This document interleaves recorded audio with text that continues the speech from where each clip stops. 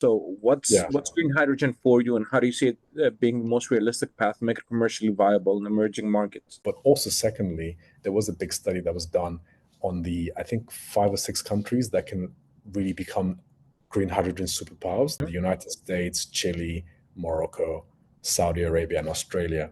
And the reason why those 5 countries were chosen is because not just to do with solar energy, but also wind.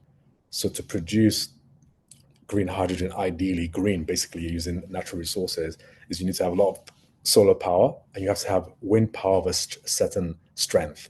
They need a lot of hydrogen, but they can only produce half, and the other half has to be imported because Morocco is by far the closest of those countries to Europe. And the idea is basically how to leverage, transporting it through different technologies into Europe. It was in a famous report where I think one of the prominent manufacturers of green hydrogen last year just went on a tour to China and he said, there's no point investing in green hydrogen in Europe anymore. These guys are way ahead of us. The most optimal way for us is just to import it from them.